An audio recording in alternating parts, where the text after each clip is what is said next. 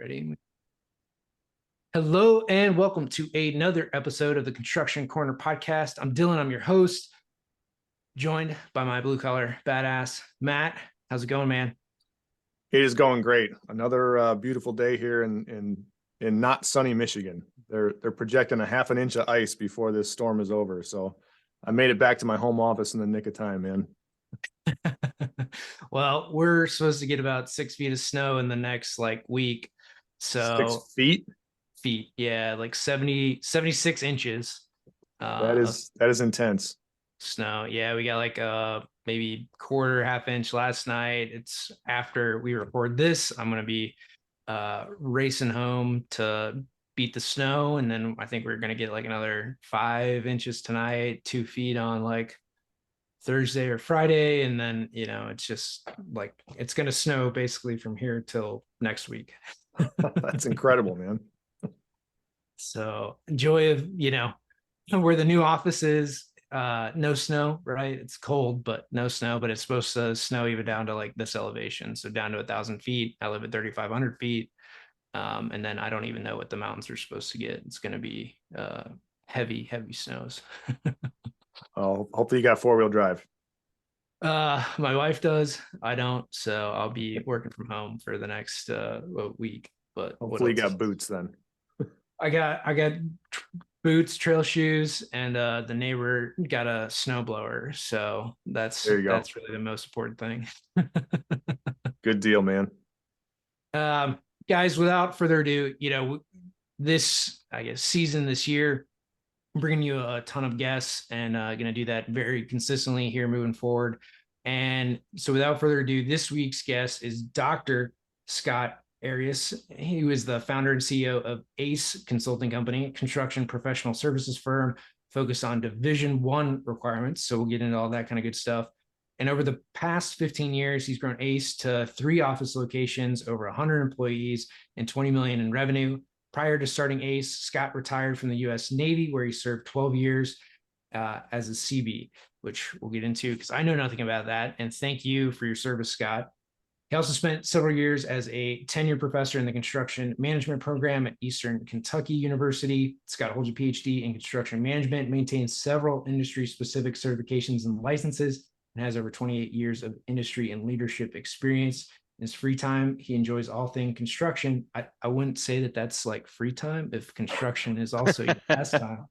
But home projects and volunteering his time and services to various organizations and charities. So without further ado, Dr. Scott, welcome to the show. How you guys doing today? Doing fantastic, man. I appreciate you taking time out of your busy day to join us here for a little bit. And by the way, my assistant wrote that, so it sounds a lot more impressive than what it actually is. Hey, that's the whole point of those things, right? So, Hey, Scott. So you and I have talked before. I was actually on your podcast, and we'll get to that in a little bit here. But why don't you kind of take us into the story of Dr. Scott? Who are you? What's your history? How'd you get into construction? All that good stuff.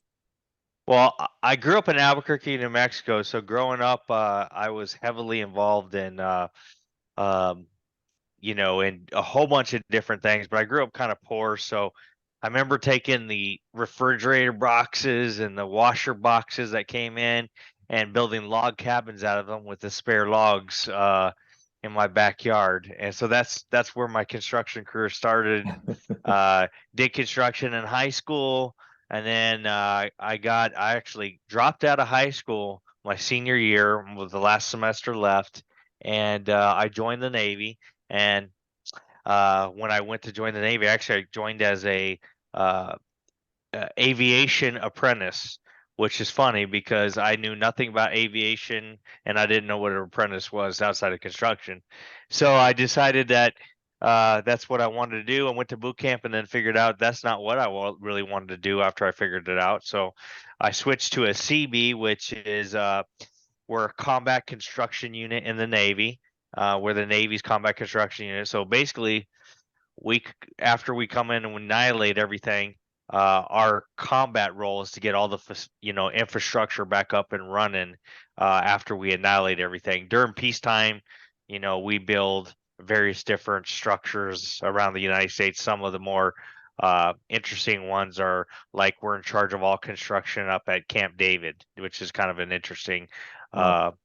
so see, not a very big group, 8,000 people in the Seabee. So I joined so I became a Seabee, traveled the world, went to numerous different locations, and I ultimately retired after I was in a motorcycle accident. Well, to make a very long story short, because we only have a few minutes, um, I was involved in a motorcycle accident. Ultimately, returned back to active duty with the help of Carl Bashir and Senator Trent Lott. And after I returned back to active duty, they sent me to Iraq. So beware what you wish for. And then I was in Iraq, and I hurt myself on an oil platform, and it ultimately medevaced back to the United States, and I retired from the service. So then after I got out of there, I just decided I was going to go work construction. So I built U.S. embassies overseas for a few years, for about 3, and then I moved to Kentucky, went to work for the oldest design construction firm in the United States, Mason and Hanger, and I finished up my master's degree. I got a call from the university that says, "Hey, do you want to come teach?" And I was starting up my company, better known as Ace Consulting Company, um, at that same period of time. So I went and taught. My intention was to teach there for 1 year, and then all of a sudden, 10 years later, I woke up and I was still teaching. So, and during that period of time, we grew the company from myself to about 50 employees or so, and then I exited the university, opened my office in Nicholasville and a few other locations, and then grew it up to today. We have about 183 people and do about $20 million in gross revenue a year. So that's me in a snapshot. Well, as Dylan mentioned earlier, first of all, thank you for your service. We You're can't welcome. express our appreciation enough for that.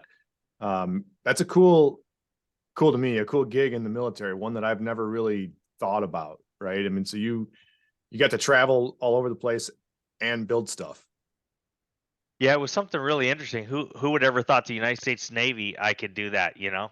I Right. thought Navy was ships, and I remember that when I was digging holes in numerous different locations. So long as they're not on the boat, right? Yeah, I say absolutely. Yeah.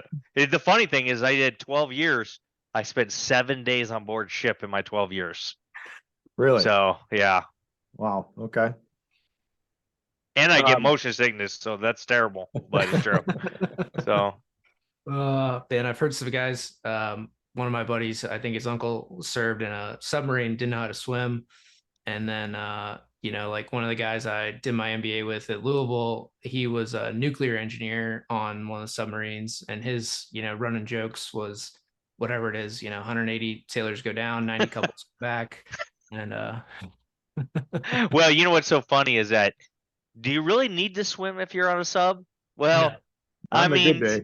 I was gonna say, if you need to swim, there's other problems involved there, So It's just funny, right? Being in the Navy and can't swim. I know that's hilarious. But Scott, so kind of walk us through like obviously probably in the Navy, you did a ton of different projects. You talked about being on oil rigs, digging ditches. What was, and then after, building embassies and that kind of work, for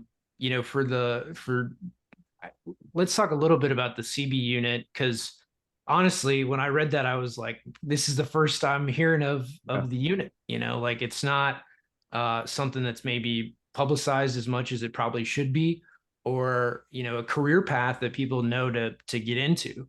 When you think Navy, or you think being on a boat, or you think maybe the SEALs and a trigger puller, right? Like there's obviously a lot more that the military ends up doing that maybe gets talked about. So kind of walk us through some of the projects that you did, what that looks like for that unit. Well, Seabees is very interesting in the fact that um, we're the naval. Most of Seabees are in what they call naval mobile construction battalions, and we during peacetime we build buildings, more vertical construction, although we do horizontal. Um, and it's kind of interesting. We moved Top Gun. I was disappointed to hear that see Top Gun and it wasn't the new movie and it wasn't in Fallon, Nevada, because that's really where it is today.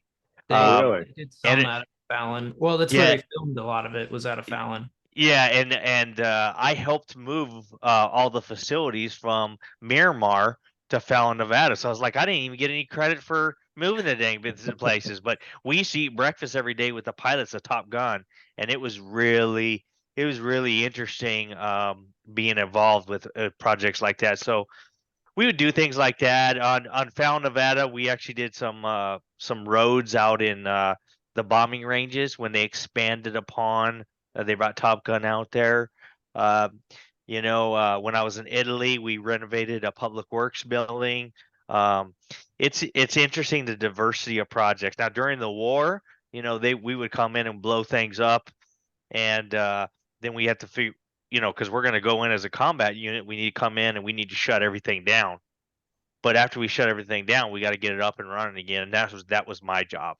So that includes power, water, roads, you name it. That's what we did, and a lot of people are familiar with us being a like the Army Corps of Engineers, but the Corps of Engineers are much more combat related than we are, although we have a combat related function of us, so we carry guns like anybody else.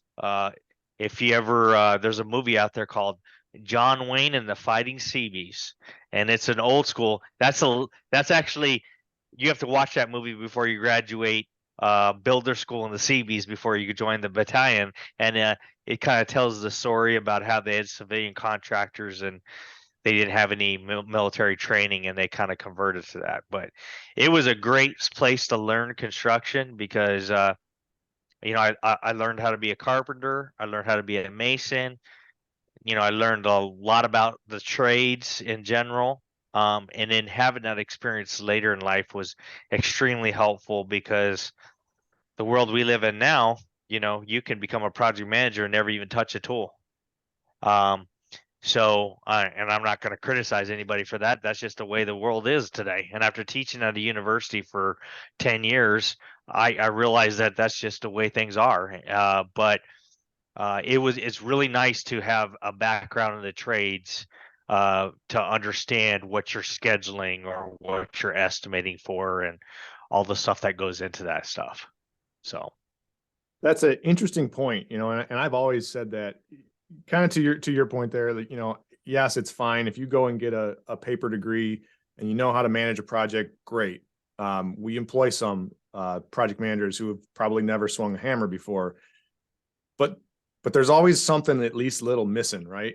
When you've never actually, bladed up your knuckles digging a trench or slamming 2x4s together, there's just a little bit that's never there. And your pathway, I want to stay on it a little bit. We'll get to ACE because I'm real interested in what you do there. But like Dylan mentioned, I'd never heard of this function of the military. So, I mean, you guys go in, the military goes in, they do their thing, and they blow the living shit out of everything. So, like, how do you even start? Like, you get there and you got to repair the water mains. Well, we just dropped a bomb on top of the water factor or the water plant. Like, how do you even begin to put those pieces back together? It seems like it would be such an impossible jigsaw puzzle to even get your hands around.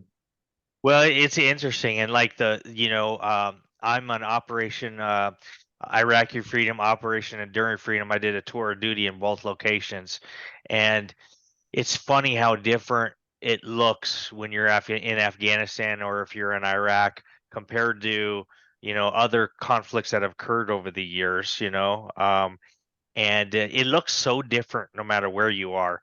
When I was on the oil platforms in Iraq, off the coast of Iraq, I used a crew of 80 Iraqi Kuwaiti construction workers.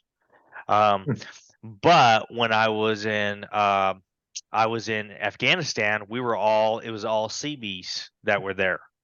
So it's so weird how it's different, because working with Iraqi or Kuwaiti construction workers, a lot different discipline than working with a whole bunch of military folk, whole Oh, I different bet. ball game.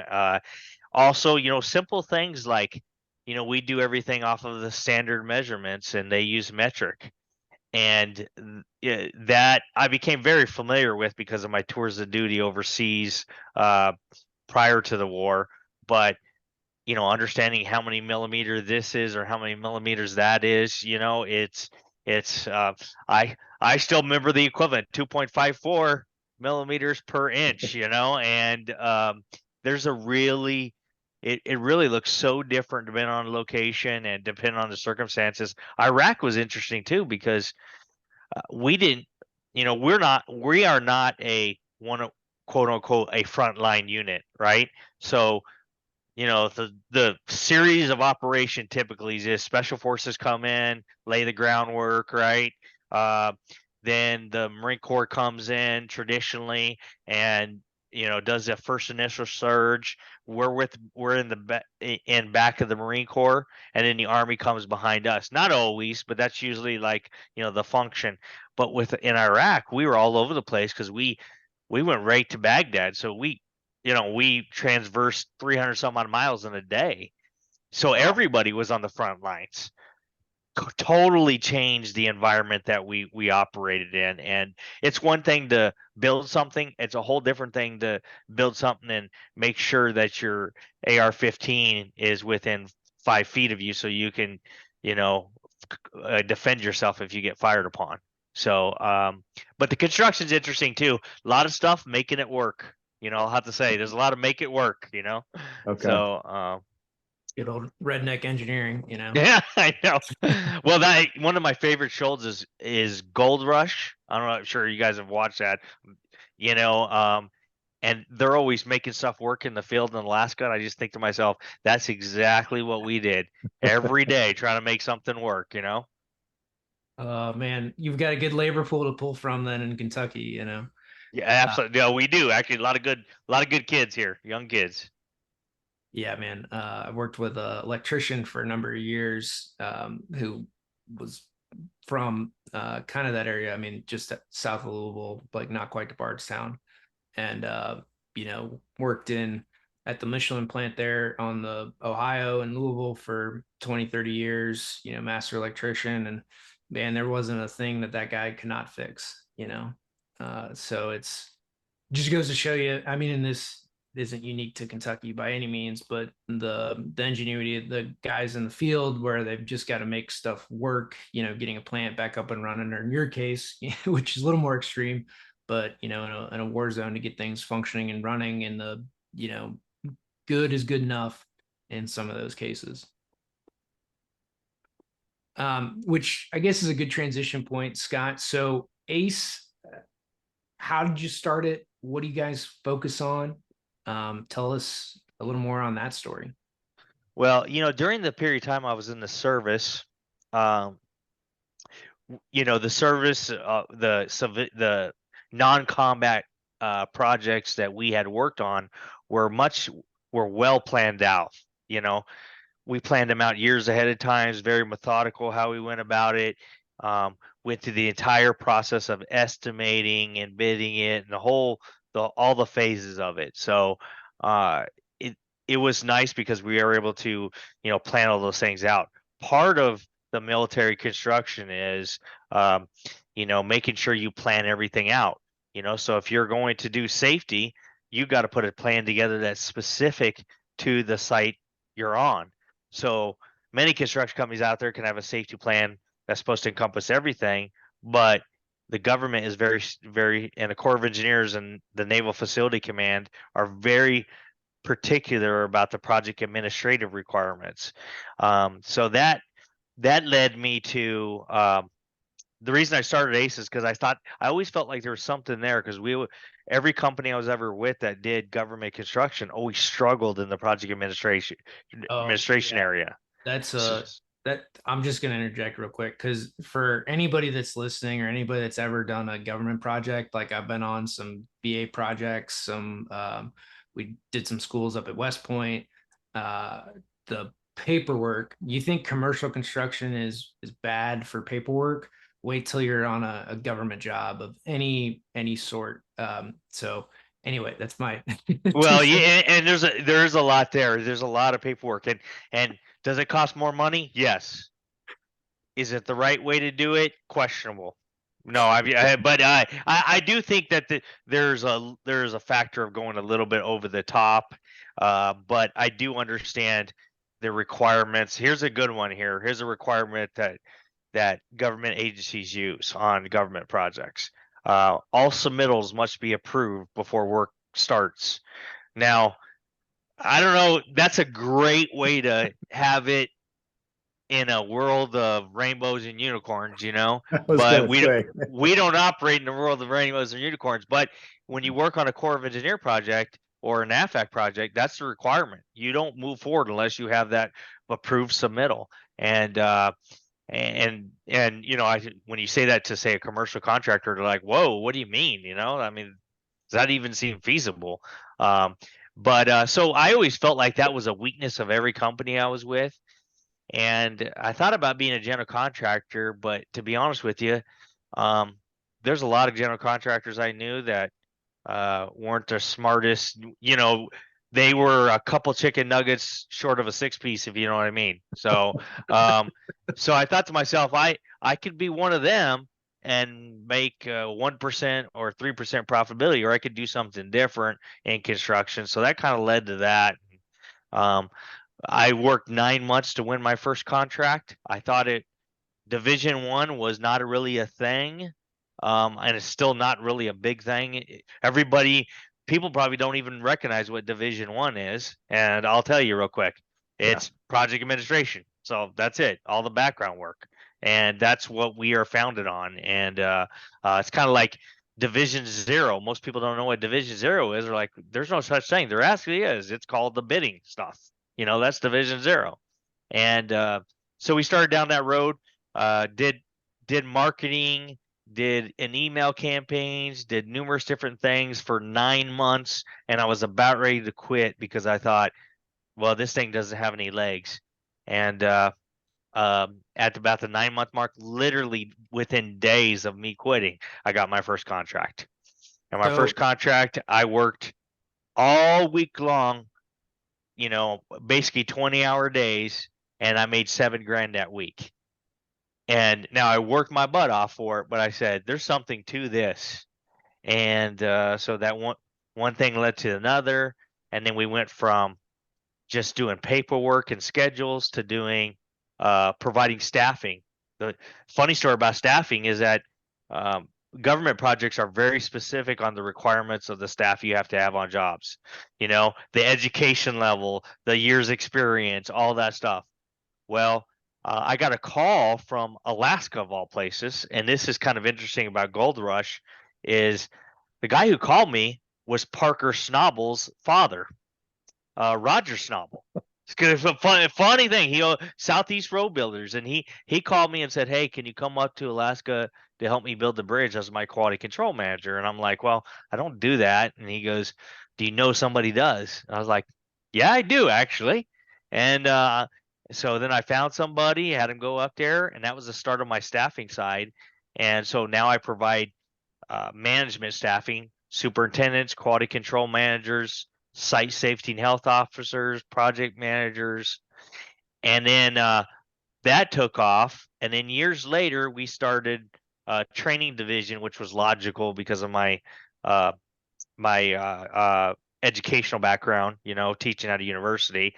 And then recently, in the last 3 years, we started security, providing construction surveillance technicians. Because when I worked on embassies, um, and other facilities in the states, places like Amazon and Google, they have data centers their that have to be protected, and we provide physical securities for those. So that's kind of like all the services we provided, but Division One was the foundation of what we did, and it's still, even 15 years later, this is my 15th anniversary in August here. 15 years later, we still deal with clients every day that don't understand project logic within a Microsoft project schedule, much less P6. So which is the bigger chunk of your business now, the staffing side or the Division I kind of PM side? If you do the by percentages, so my field staff is about 70% of my gross revenue. So about 20% is in my Division I services, the project administration function, and the remaining two security them make up the remaining 10%. Okay. Well, it's a really interesting model. First of all, I like that. I like the ingenuity and the entrepreneurial fire to, see a problem, fix a problem. We focus on that a lot, Dylan and I. How do you find all these people? That's a lot of people to bring into an industry that construction as a whole has a hard time finding people, especially these days. Mm-hmm. You're finding them, bringing them in, and then placing them, I'm assuming, all over the country. Like, where are you finding these qualified individuals? Well, and honestly, we do it all over the world too. We've got projects in Greenland and in Italy, Germany. But because I taught at a university, I had a lot of young, and I live in Kentucky, and if anybody knows anything about Kentucky, you got a lot of people here who either grew up on farms, work with horses. They did things that, I call them Kentucky strong, because they lifted hay bales or did whatever. And most of these kids had a background before they even started going to school. Many of these kids worked their summers for contractors. So, you get somebody who has got 5 years field experience, they come to school for 4 years, and then they work in the entire time, not just going to school. Man, you got a great, valuable person there, And so I basically took some of our more experienced students. We had many universities will call them different names. I call them non-traditional students, somebody who spent 5-10 years in the field and they come back to school. I would latch on to these young men and women and say, hey, when you go to school here, this is an opportunity. And then after they graduated, if they were looking for a position, I could have my pick of the lot, there's a lot. I'd have to say probably a quarter of my company graduated from my program. So that was where I found it. But on the other part, one of my duties was in the military. As I was a Navy recruiter for a while, so I learned a lot of the skills on how to recruit for a very difficult organization to recruit with. Talking to a 17-year-old kid's about 4 years of his life, his or her life, I should say. And that taught me the way to properly communicate, and it's worked out well for us. That's a phenomenal way to recruit, man. You're training them all. You're getting paid to train them, and then you're picking them right off the top and putting them in a position. That's a great way to do it. Yeah, it's funny. The president of the company, because I'm the CEO, president of the company, was in the first class I taught at Eastern Kentucky University.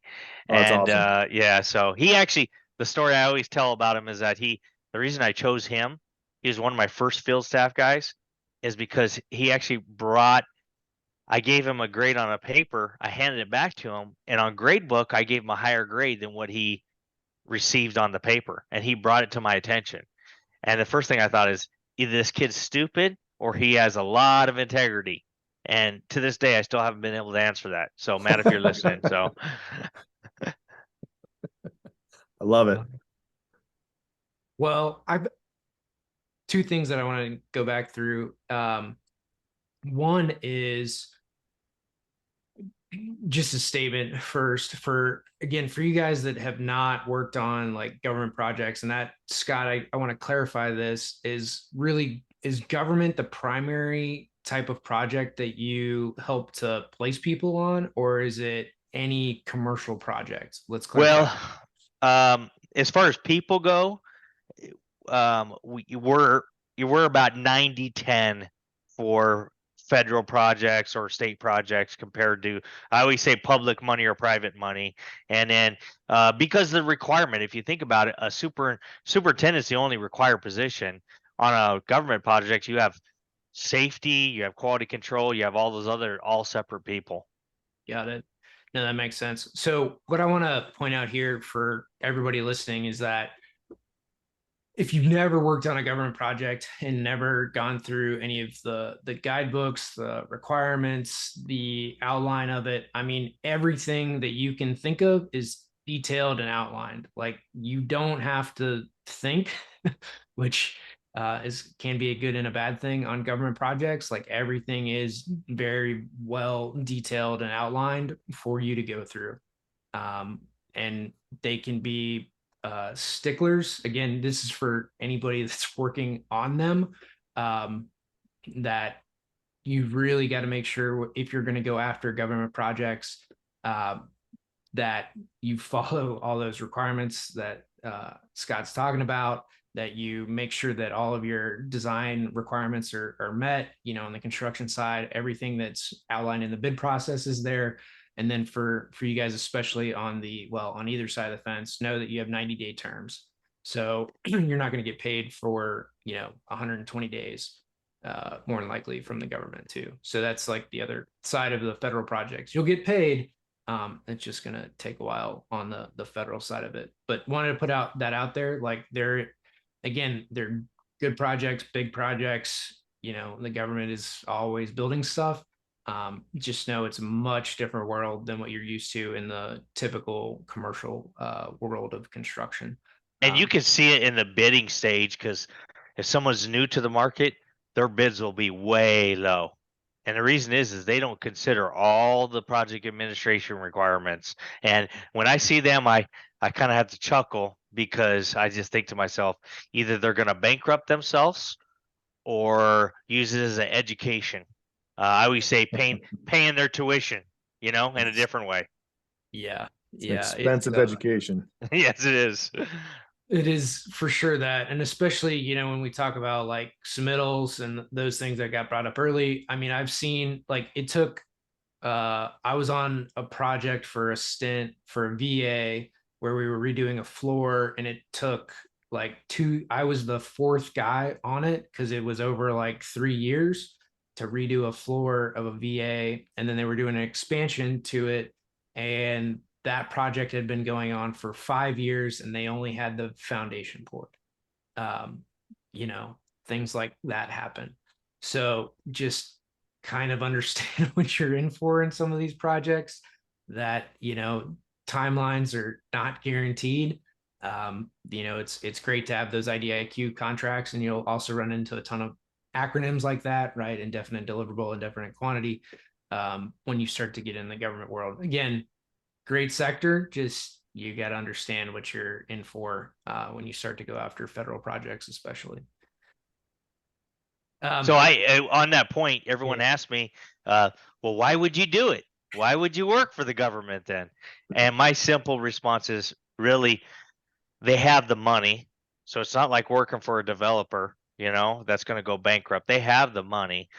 You are going to get paid. But there is a lengthy period of time to get paid. And the quantity of work that you can bid on is pretty substantial. You're not confined to geographical regional areas because just your ability to do contracts. So that's what I try to tell everybody. It's a tough way to do business, but they do a lot of things right as far as the construction goes, but it is very, very labor intensive to do the project administration portion. And that's why I have a company. So that's a good thing. The last thing I'll say on the federal side of it and projects pieces is understand too so again, I'm an electrical engineer by trade. So sorry to hear that. Well, hey, so, I'll always have a job, that's for sure. But on that is for any licensed professional, when you're working on a federal project, now this does not classify for state, but if you are working on a federal project, if you're so we did West Point schools, the elementary school there, West Point in New York. I could stamp those drawings with a Kentucky seal, an Indiana seal. It didn't matter. I did not have to be licensed in New York to do federal work. All you have to do is be a licensed engineer, architect to seal those drawings on a federal project. They take or receive any stamp. It's legal for them to take whatever seal you want to put on drawings. Well, So you got to think that that property belongs to the federal government, so it doesn't belong to any individual state. So right. So they adhere to that. So when Scott's talking about you can now state boundaries are no longer an issue, that's a big positive, for that type of work where, for on the design side, especially, if you're in Kentucky, you can do federal work in Alaska, and it's cool, right? You don't have to go get your Alaska seal to do that work on federal land. My other question, going back to the beginning, Scott, is 9 months. What did you do for those 9 months to land that first job? And kind of walk us through that so that, you were right before gold and you're having that decision to quit or move forward.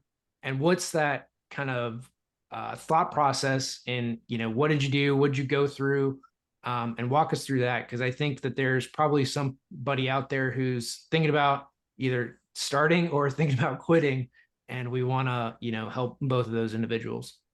well, first off, I want to thank you for letting me make fun of your profession. It was all my enjoyment, but it's all good. Um, but you, the fact is that you know being very deliberate. You realizing what you don't know is step number one. I'm not a marketing genius. Don't claim to be. In fact, think marketing is the biggest waste of money you can put out there. But you have to go in and do some research and figure out what to do. And if you do any research, you realize that email campaigns are the most effective marketing tool out there. They have been for a long time. They probably always will be, depending on who you're selling to business, very effective. Now, business to consumer, maybe not as effective. But I know I even read the emails. I got an email from Frontgate today, said 70% off. Of course, I opened that one because 70% off, um, but so they're very effective. So I would do email campaigns, follow up with phone calls day in and day out to hundreds of people. And I will say this about coming very close to quitting. I literally was within days. I told myself I was going to give myself a year, but I was about ready to give up after 9 months of getting nothing. But I hung with it, and that kind of went back to a very good life lesson. And one thing I didn't describe here, but I actually lost my lower left leg in that motorcycle accident, returned back to active duty service, and the commitment and the drive it takes to do something like that um, is substantial. I'll just put it like that. On top of dealing with, I had to deal with prescription drug addiction because I was on drugs for 9 months, learned, during the recovery, and just the emotional and physical turmoil you have to go through to go something that difficult. But when you go through something that difficult, everything else is a piece of cake, you know? And so that's the way I looked at it. And I was within days of quitting, but I just thought, you know what? I've been in worse situations. And so what's the worst thing that could happen if I just push through and I get nothing? I can look at myself in the mirror and say I really tried. And so that's that's what it took. And unfortunately, I think that is something that a lot of people don't have, and probably separates the men from the boys or the women from the girls. Because my dad used to always say, if you want to be a man, you got to put the work in. And that's the truth, and there's a lot of truth in that. And I got to learn at a very young age what that really, really meant. Because who you are in those difficult times is who you are in those good times. And and I had to say, if you look at, you know, keys to success and things that could lead you to success, I would say that having that, beyond my faith in God personally, because I can tell you, I did a lot of praying for that 9 months. But I also think the way you react to those situations carries over in everything you do. So I used to talk to the kids at the university, and they're like, "Well, who cares? This is just school. Who cares what grade I get?" And my simple response to that, and I've said that same thing as a student, but my simple response is the way you treat your education is the way you will treat everything you do in your career. So if you just rush through it and don't pay attention and don't take it seriously, well, that's what you're going to do for the rest of your career. And you probably won't accomplish much. But if you pay attention and do, regardless of the grade, you pay attention and do what was necessary and really take what is there, then the chance of you being successful. And I think back of all the hundreds of students that I graduated, I look back at them and I can see the ones that were successful, and probably I can guarantee the ones that work with me were those people. And it doesn't matter what your personality's like, doesn't matter what you look like. I got some of the ugliest guys out there, but the it all comes down to, do you have that persistence? Because you can be successful anything in life if you have persistence. Well, Scott, first of all, that was full of gold right there. What you just said, inspirational is an understatement. So again, I want to thank you for coming on and for your service and for the time you spent with us today. People need to listen to this episode a couple times because you just nailed a whole lot of things about life in general, not just our little construction world that we focus on, but some of those traits you just mentioned and the how you do one thing is how you do everything concept. I love it. I teach my sons that. I teach my employees that.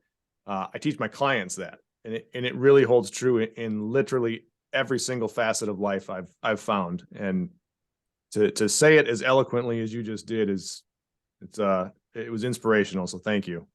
No, thank you guys for having me on today. Scott, where can we find you? Where can everybody come and check you out? Well, my website is aceconsulting.net. Everyone gives me a hard time about .net, but hey, listen, okay? I started back in the day. There was no such thing as .com. That's not true. But then again, it was cheaper at that time to have a .net, okay? So that's why I had it, and I just never changed it. But I've got a .net too, unfortunately, so I'm in the same.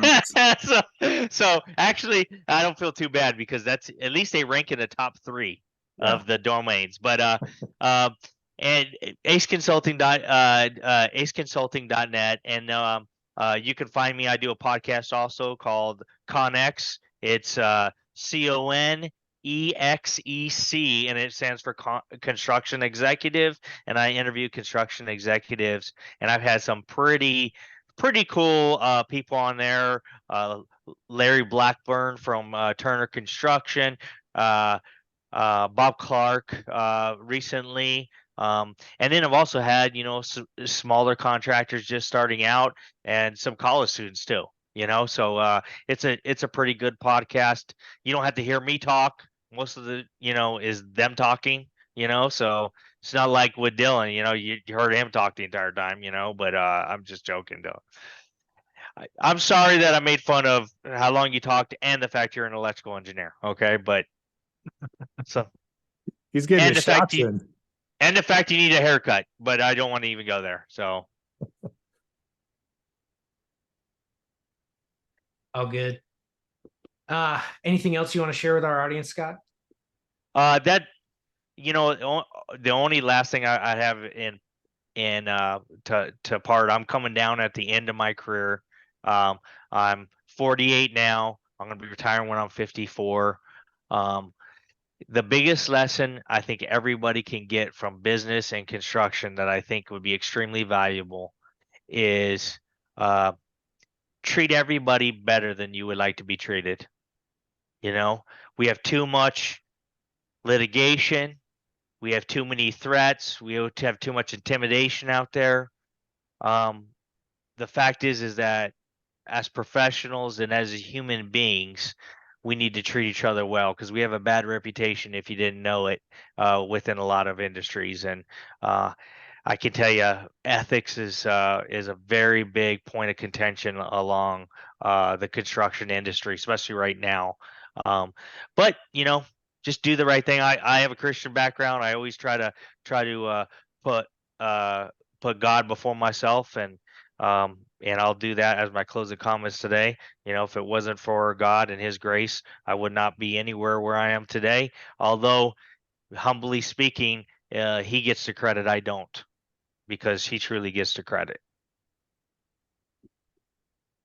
Good way to end, Scott. I appreciate it, man. Well, take care, guys. I appreciate the time. Thanks, Scott. And with that, guys, that's this episode of the Construction Corner podcast. Until next time.